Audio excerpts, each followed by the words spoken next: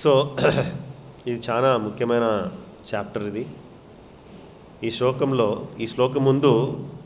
ముందు శ్లోకంలో పరీక్షిత్ మహారాజ్ ఇక్కడ ఏం చెప్తున్నారంటే, వ్యాససఖైర్ జహౌ శిష్యో.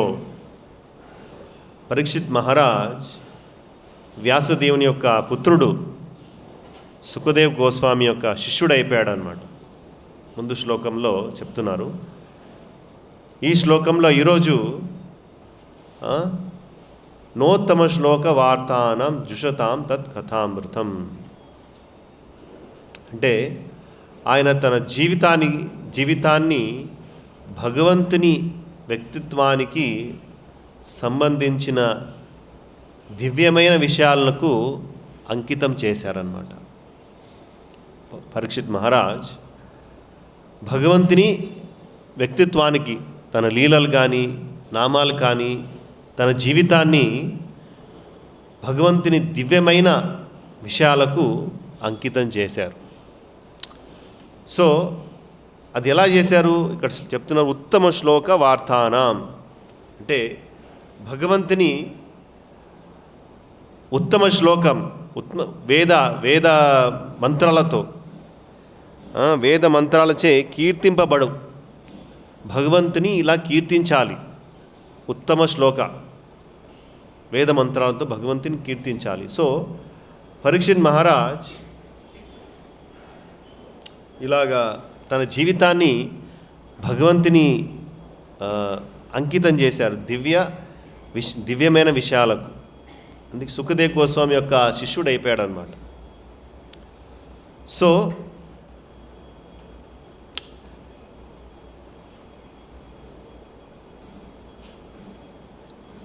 స్యాత్ సంభ్రమ అంతకాలేపి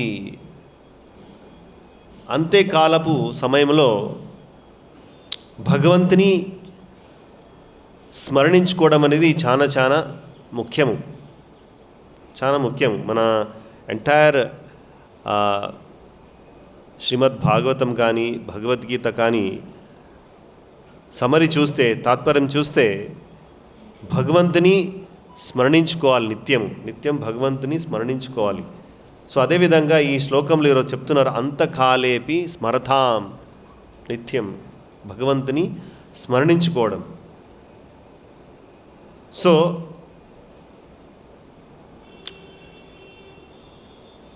ఎలా స్మరణించుకోవాలనేది మనము తెలుసుకుందాం. ఇప్పుడు కరెంట్ సిచ్యువేషన్ మన లోకంలో చాలా టెన్షన్గా ఉంది పరిస్థితి. చాలా టెన్షన్ పరిస్థితి. ఎందుకని ఇరాన్ కానీ ఇజ్రాయెల్ కానీ అమెరికా కానీ అందరూ పోట్లాడుకుంటున్నారు. చిన్న విషయానికి పోట్లాడుకుంటున్నారు. దానివల్ల వేలాది మంది మరణిస్తున్నారు, చనిపోతున్నారు. అదేవిధంగా కొన్ని సంవత్సరాల క్రితం మనము చూసాము, కోవిడ్ సమయంలో కూడా ఏమీ చేయకుండానే ఈ జబ్బు ఎలా వస్తుందని తెలియకుండానే చాలామంది మరణించారన్నమాట. మన కళ్ళ ముందు మరణించారు. సో మన జీవితం అనేది చాలా అతలాకుతలం. అందుకే ఒక పోయెట్, వైష్ణవ పోయెట్ గోవిందదాస్ ఆయన రాస్తారు తన సాంగ్లో, కమల దళ జల జీవన తలమల భజాహు హరిపాద నీతిరే. కమల దళ జల జీవన తలమల.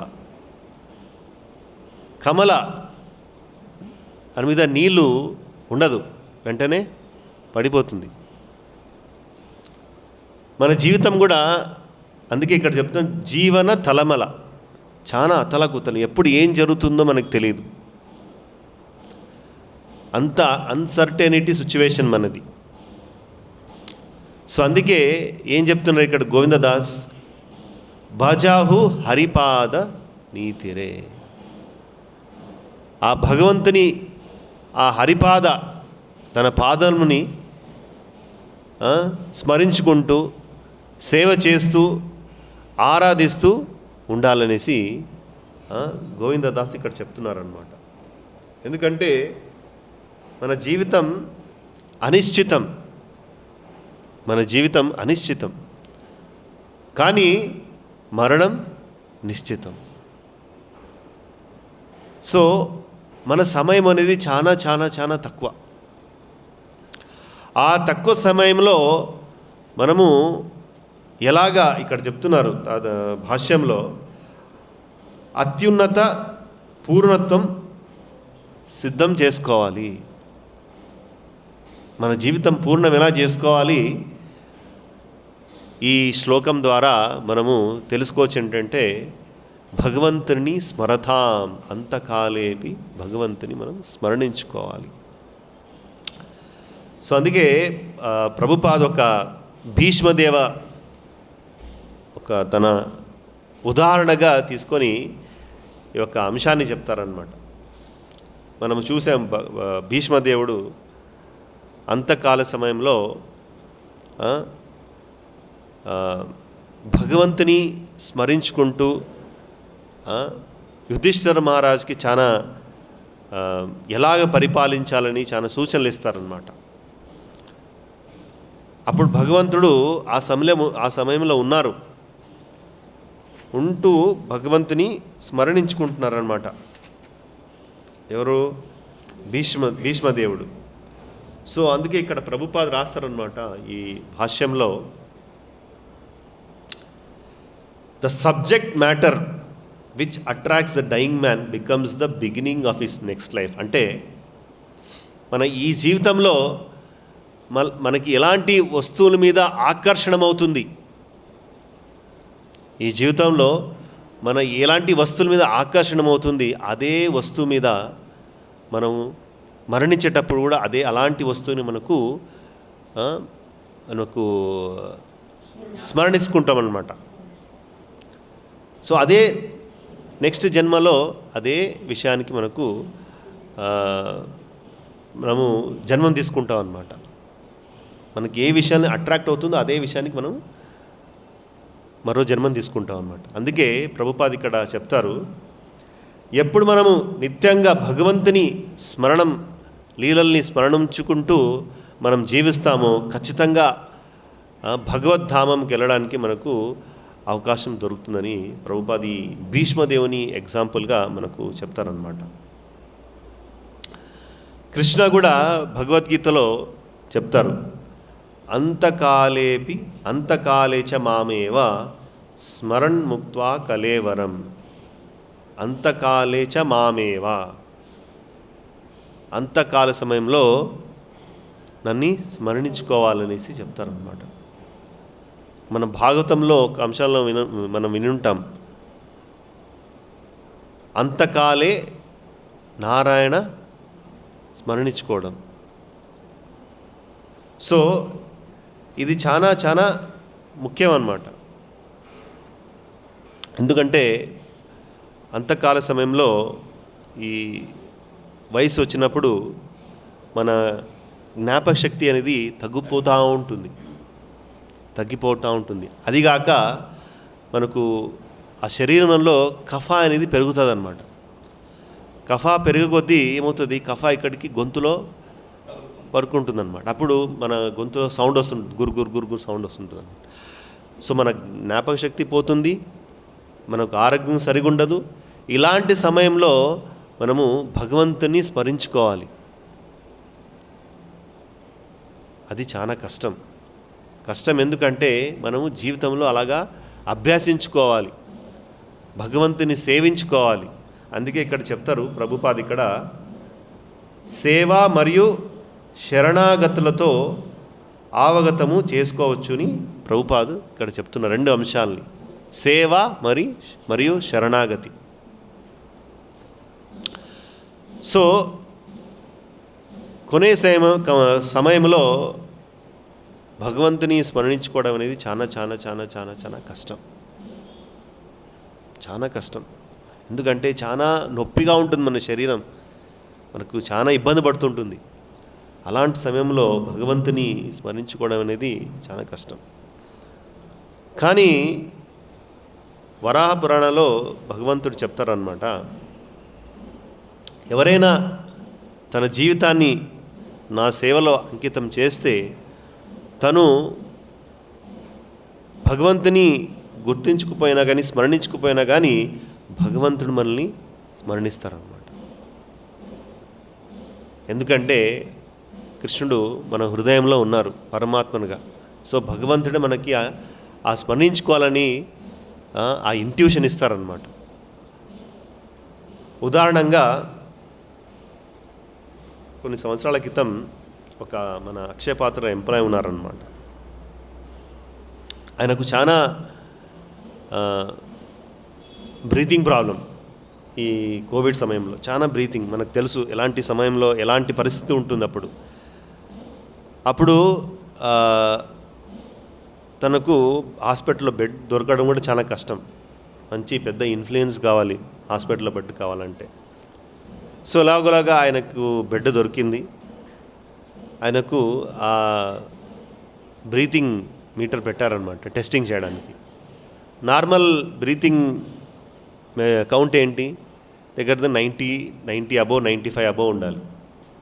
ఆయన కౌంట్ వచ్చేసి 44 ఉండింది, ఆల్మోస్ట్ 50% కన్నా తక్కువ. సో అప్పుడు డాక్టర్ చూసి చాలా కష్టం, ఈయన బతకడం చాలా కష్టం, ఆల్రెడీ 44 దగ్గర వస్తుంది, చాలా కష్టం అనేసి చేతులు ఎత్తేసారనమాట. సో ఆయన ఆక్సిజన్ నుంచి వెంటిలేటర్కి షిఫ్ట్ చేశారు. వెంటిలేటర్ అంటే చాలా సీరియస్ సిచ్యువేషన్. ఇలాగా కొన్ని రోజులు అలాగే వెంటిలేటర్లు ఉన్నారనమాట. సో అప్పుడు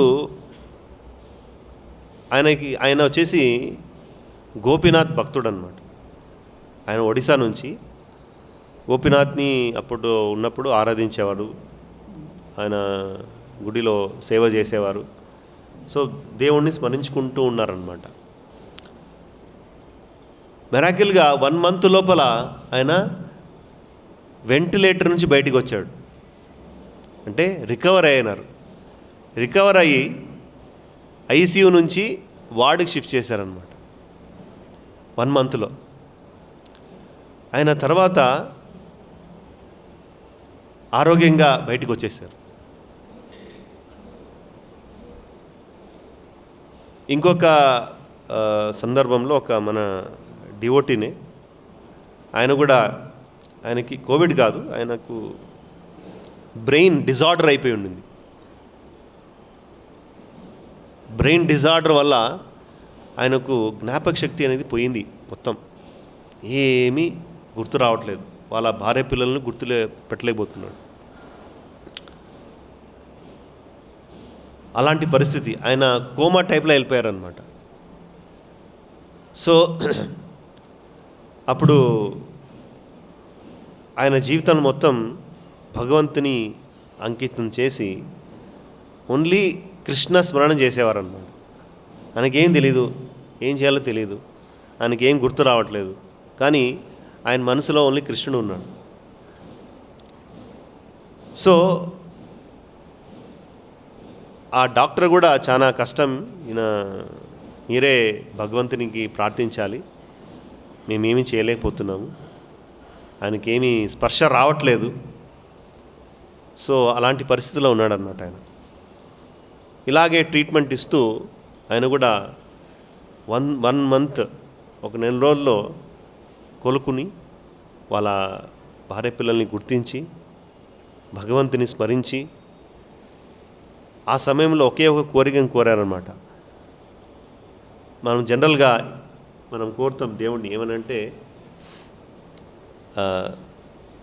ఇంకొంచెం సమయం ఇవ్వండి, ఏదో చేయాలనేసి మనం కోరుతాం. కానీ ఈయన ఏమని కోరుకున్నారంటే, నాకు ఒక అవకాశం ఇవ్వండి, మీ సేవలో పాల్గొనడానికి అనేసి దేవుని ప్రార్థించారనమాట. సో ఇలాగా దేవుడు తలుచుకోవడం వల్ల ఆయన ఆరోగ్యంగా బయటికి వచ్చి వాళ్ళ భార్య పిల్లలతో భగవంతుని సేవ చేస్తున్నారన్నమాట ఇప్పుడు కూడా. సో అంత ముఖ్యమైన అంశం ఏంటంటే మన భగవంతుని స్మరించుకుంటూ భగవంతుని సేవ చేస్తుంటూ ఇక్కడ చెప్పిన అంశాలని శరణాగతులతో ఆగవతం సేవ మరియు శరణాగతి.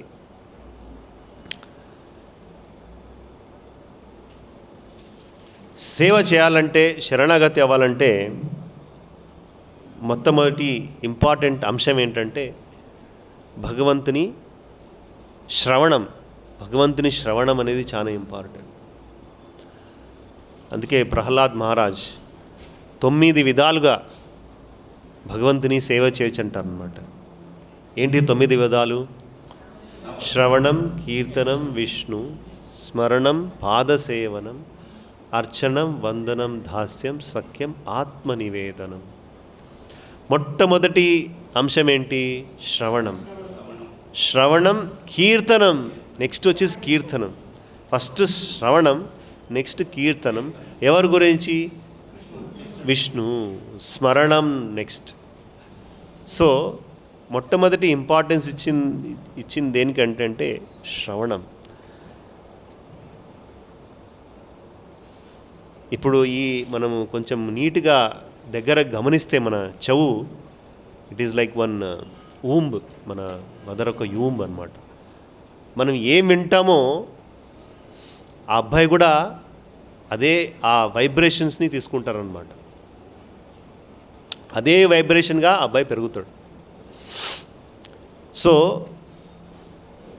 వినడం అంత ఇంపార్టెన్స్ మన స్క్రిప్చర్స్ ఇచ్చారనమాట. శ్రవణం అనేది అంత ఇంపార్టెంట్. అందుకే నిత్యం భాగవత సేవయ భగవతి ఉత్తమా శ్లోకే నష్టప్రాయేషు అభద్రేషు శృణ్వతాం స్వకథా కృష్ణ పుణ్యశ్రవణ కీర్తన. చాలా చోట్ల శ్రవణం గురించి చాలా ఇంపార్టెంట్గా మనం శ్రీమద్ భాగవతంలో కానీ భగవద్గీతలో కానీ ప్రభుపాద్ మనకి తెలియజేస్తారనమాట. సో మనం జపం చేసేటప్పుడు కూడా భగవంతుని నామం మనం వినాలి. అందుకే శ్రవణం ప్రభుపాద్ చాలా ఎక్కువ ఇంపార్టెన్స్ ఇస్తారనమాట ఈ శ్రవణానికి. Exactly same sound you should hear అనేసి ప్రభుపాద్ చెప్తారు. కృష్ణ కూడా భాగవతంలో చెప్తారనమాట, వినడం ఎలా వినాలి. ఆయన నామం కానీ ఆయన లీలలు కానీ 5 నిమిషాలు 10 నిమిషాలు కాదు వినడం, చాలా కాలంగా వినాలి. ఏ డిస్టర్బెన్స్ లేకుండా చాలా కాలంగా వినాలి. అప్పుడు ఏమవుతుంది, మన త్రిగుణాలు అనేది మనము దానికి పైకి వచ్చేస్తాం అన్నమాట. అంటే బ్రహ్మన్ ప్లాట్ఫామ్కి వచ్చేస్తాం అన్నమాట. ఆ కొంత సమయంలోనే మనకు తెలిసిపోతుంది మన పొజిషన్ ఏంటి. ఆ కొంత సమయంలోనే తెలిసిపోతుంది. అఫ్కోర్స్ నెక్స్ట్ మనం వెంటనే పడిపోవచ్చు కిందికి. బట్ ఆ 10 నిమిషాలు 20 నిమిషాలు అర్ధగంట మనము ఏ డిస్టర్బెన్స్ లేకుండా మన మనస్సుని ఏకాగ్రతతో మనము భగవంతుని స్మరించుకుంటూ నామాన్ని వింటూ ఉంటే ఆ సమయం మనం యాక్చువల్గా ఈ త్రిగుణాల నుంచి పైకి వచ్చేస్తాం అన్నమాట. అంత పవర్ఫుల్ ఈ హరినామ. సో మొట్టమొదటి వచ్చేసి శ్రవణం.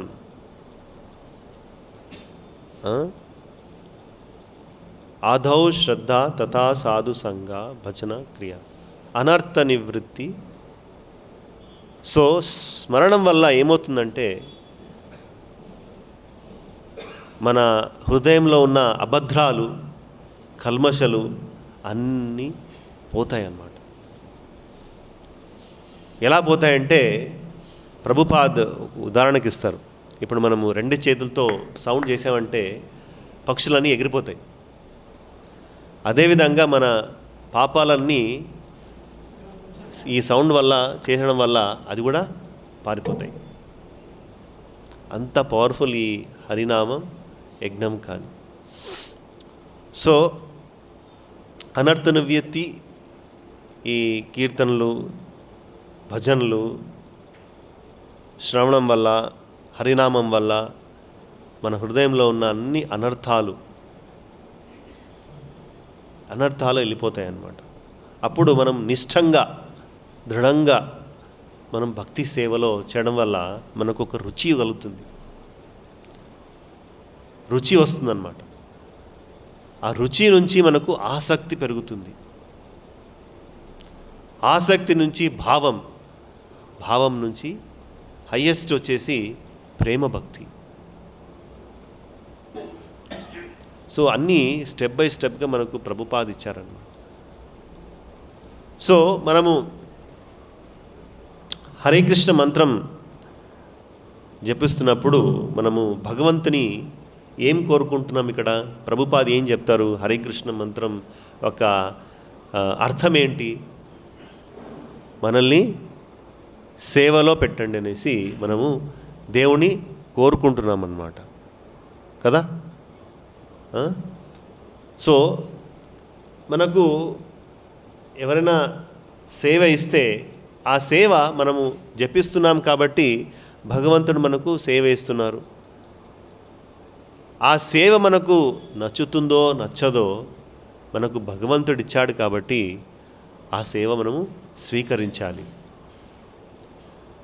ఈ సేవ నాకు నచ్చదు, ఈ సేవ నాకు నేను చేయలేను, మనము కంప్లైంట్లు ఇవ్వకూడదు అన్నమాట. ఇప్పుడు జన్మాష్టమి వస్తుంది అనుకోండి, బ్రహ్మోత్సవం వస్తుంది, మనకు సేవలో అలొకేట్ చేస్తారు. అలొకేట్ చేసినప్పుడు నాకు ఇది వద్దు, అది కావాలి, అది వద్దు, ఇది కావాలి, మనము క్యాల్కులేట్ చేసుకుంటాం. అది చేయకుండా మనకి ఏమి ఇస్తారో దేవుడు, పాదసేవ కానీ, తీర్థం ఇవ్వడానికి కానీ, ఏదైనా కానీ, కోకోనట్ బ్రేకింగ్ కానీ, ఏది ఇచ్చినా మనము స్వీకరించాలి. మనకు నచ్చుతుందో నచ్చదో. ఎందుకని? మనకు భగవంతుడు మనం చూసేది ఏంటి? ఈ యొక్క భావం, సేవాభావం భగవంతుడు మనం గమనిస్తారన్నమాట. ఒకవైపు మనము జపం చేస్తున్నాము సేవ ఇవ్వమనేసి, ఇంకోవైపు మనము తిరస్కరిస్తున్నాం సేవ ఇస్తే. సో ఏ సేవ ఇచ్చినా కానీ మనము స్వీకరించి మనస్ఫూర్తిగా భగవంతుని సేవ అర్పించాలని మనం చేయాలి. ఈ సేవ ఏ విషయము క్యాల్కులేట్ చేయకూడదు, నాకు నచ్చుతుందో నచ్చదో, మనం చేయాలి అంతే. మనం వచ్చింది సేవ చేయడానికి, మీరు భగవంతుని కోరుకునేది సేవ చేయడానికి. ఆ సేవనే భగవంతుడు ఇస్తున్నారు. సో మనం తిరస్కరించకుండా భగవంతుని సేవ చేయాలి. సో అది ఇక్కడ సేవ మరియు శరణాగతి భగవద్గీతలో ఒక శ్లోకం ఉంది. ఏంటి? వెరీ ఫేమస్ శ్లోకం. ఏంటది శ్లోకం? 2 శ్లోకాలు ఉన్నాయి యాక్చువల్గా.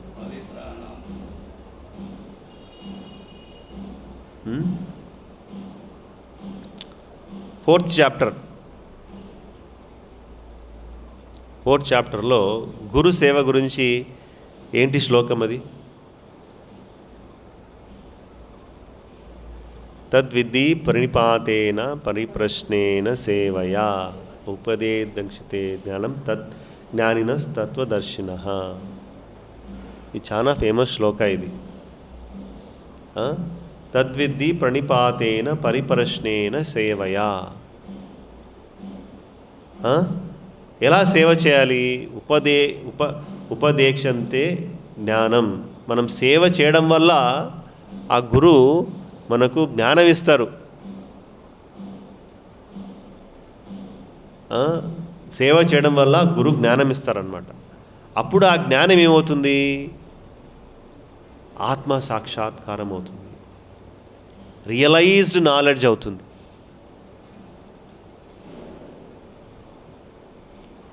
సో ఇది చాలా చాలా ముఖ్యం. జ్ఞానినస్తత్వదర్శినః. సేవాభావంతో మనకు జ్ఞానం వస్తుంది. ఆ జ్ఞానంతో మనకు ఆత్మసాక్షాత్కారం మనం పొందుతామన్నమాట. సో ఇంకో శ్లోకంలో ఇలా శరణాగతి అవ్వాలంటే కృష్ణ భగవద్గీతలో చాలా ఇంపార్టెంట్ శ్లోకం చెప్తారనమాట. ఏంటి అది? 18th chapter. సర్వధర్మాన్ పరిత్యజ్య మాం ఏకం శరణం వ్రజ అహం త్వాం సర్వపాపేభ్యో మోక్షేషాం వాసుచి. సర్వధర్మాన్ పరిత్యజ్య మాం ఏకం శరణం వ్రజ. మాం ఏకం. మనము జపం చేస్తున్నప్పుడు కూడా చాలా కోరికలు వస్తాయి. మనం జపం చేసాం, చాలా కోరికలు, అన్లిమిటెడ్ కోరికలు కదా. మనము కోరికలు వస్తాయి, కానీ మనం అది స్వీకరిస్తున్నామా? కోరికలు స్వీకరిస్తే మనం ఇక్కడే ఉన్నట్టు, ఇక్కడే ఉండాలి. ఆ కోరికలు నెరవేర్చుకోవాలంటే మనం ఇక్కడే ఉండాలి. ఆ కోరికల్ని మనం తిరస్కరిస్తే, లేదు నామస్మరణం మనం స్మరించుకోవాలి, నాలుక మీద దేవుడు ఉన్నాడు, దేవుడిని ఆరాధించాలి, పూజించాలి, శరణాగతి అవ్వాలి. అప్పుడు భగవంతుడు మనకు కరుణించి మనకు ఇది లాస్ట్ జన్మం. సో మన మనసుని మనం గమనించుకోవాలి.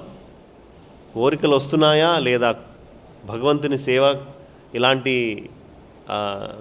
కోరికలు వస్తున్నాయని మనము గమనించి ఏది తిరస్కరించాలో ఏది స్వీకరించాలో మనకు ఆ ఫ్రీ విల్ ఇచ్చారు మనకు ఆ దేవుడు. ఆ ఫ్రీ విల్ ద్వారానే మనము పైకి వెళ్తామా ఇక్కడ ఉంటామా అనేసి అది మన చేతుల్లో ఉంది. అందుకే దాన్ని తటస్థ శక్తి అంటారు, మార్జినల్ ఎనర్జీ. ఆ శక్తి మనకే ఉంది, ఆ ఫ్రీ విల్ మనకే ఉందన్నమాట. సో మాం ఏకం శరణం వ్రజ, దానివల్ల ఏమవుతుంది? మాం ఏకం అహం త్వాం సర్వపాపేభ్యో, అన్నీ పాపం కానీ పుణ్యాలు కానీ అన్నీ వెళ్ళిపోతాయి అన్నమాట. అప్పుడు దృఢంగా భగవంతుని సేవలో మనం ఉండిపోతాం. ఉదాహరణకి ధ్రువ మహారాజ్ ఆయన కోరిక ఉండింది, బ్రహ్మదేవుడి కన్నా అలాంటి పోస్ట్ నాకు కావాలనేసి, అలాంటి పొజిషన్ నాకు కావాలనేసి దృఢంగా ఆయన అడవులకు వెళ్ళి తపస్సు చేస్తారు. సంవత్సరాలు కాదు, కేవలం 6 నెలల్లో, చిన్న అబ్బాయి 5 సంవత్సరాల అబ్బాయి 6 నెలల్లో ఆ దేవదేవుణ్ణి చూస్తారు. చూడంగానే నాకు ఎలాంటి కోరిక వద్దు, ఇలాంటి కోరిక నాకు వద్దు, మీ దర్శనము మీ సేవ అదే నాకు ప్రసాదం అనేసి ధ్రువ మహారాజ్ కోరుకుంటారు అన్నమాట. సో భగవంతుని సేవ, భగవంతుని నామం అంత స్వీట్ నెక్టర్, అంత రసాయనము.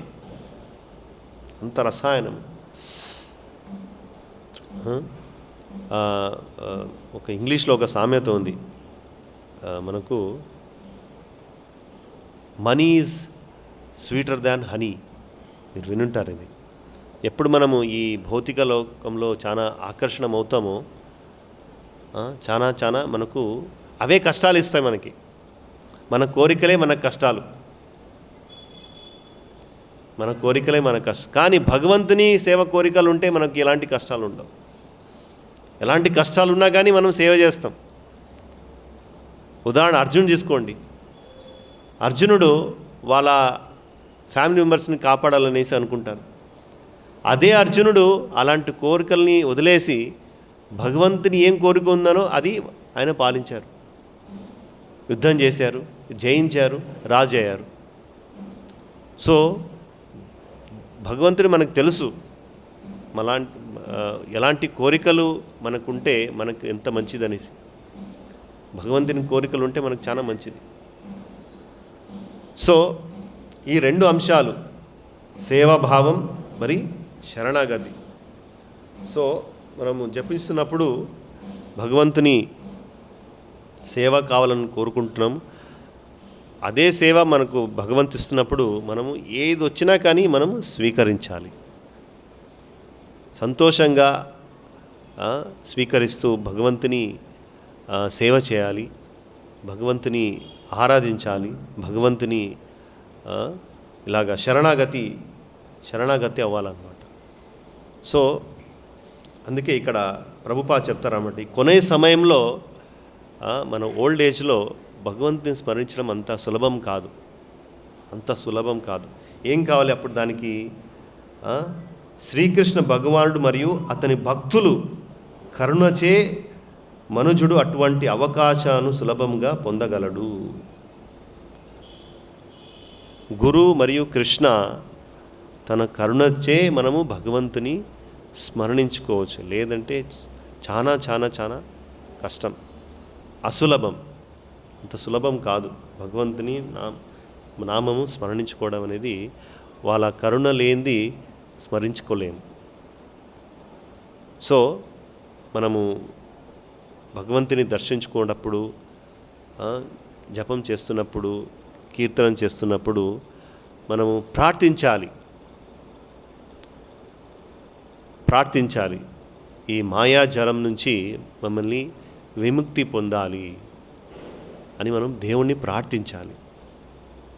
ఆ ప్రార్థన ద్వారా మనము యాక్చువల్గా మన ప్రార్థనల ద్వారా మన ఎండీవర్, మనం ఎలాంటి సమయం మనం దేవునికి కేటాయిస్తున్నాము అనేది చాలా చాలా ముఖ్యమైన అంశాలన్నమాట. శరణాగతి ఏంటి? ఎంత టైం మనము భగవంతుని కేటాయిస్తున్నాము, భగవంతుని స్మరణిస్తున్నాం, భగవంతుని సేవలో ఎంత టైం మనకి ఇస్తున్నాం అనేది మనమే తెలుసుకోవచ్చు. ప్రభుపాద ఒక ఉదాహరణ ఇస్తారు. మనము భోజనం చేశాను అంటే మనకు తృప్తిగా ఉందని మనకే తెలుస్తుంది, పక్వానికి తెలియదు. సో అదేవిధంగా మనం ఎంత టైం మనం భగవంతుని కేటాయిస్తున్నాము, ఎంత టైం మనము ఈరోజు ఏకాదశి 16 మాలలు కాకుండా ఇంకెన్ని మాలలు చేయొచ్చు, 32 కానీ 64 కానీ. ఇప్పుడు మధుపండిత్ ప్రభు అక్కడ వైకుంఠయ్యలో 108 చేస్తున్నారు, చాలామంది భక్తులు కూడా జాయిన్ అయ్యారు.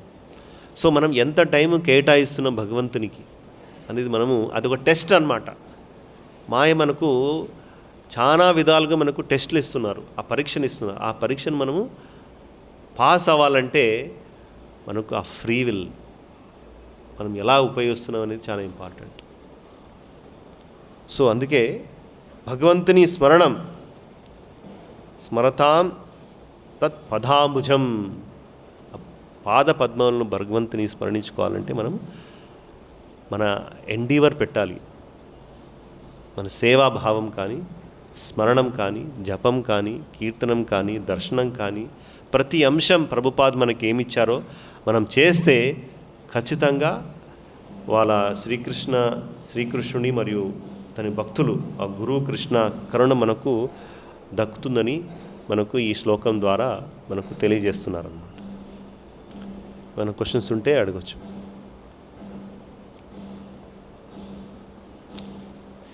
శ్రీల ప్రభుపాద్ की जय, श्रीमद् भागवतम की जय.